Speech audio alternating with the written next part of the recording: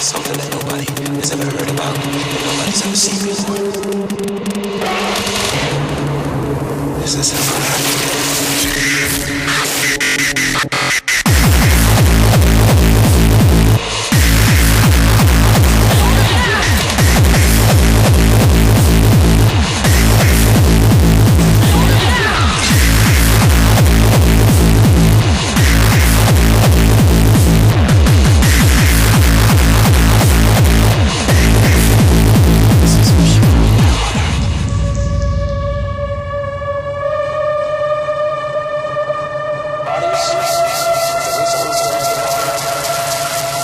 returning to life.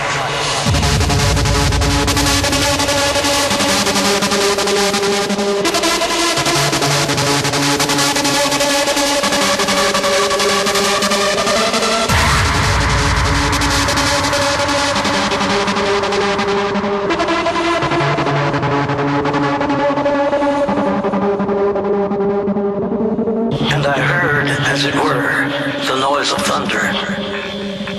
One of the four beasts saying, "Come and see."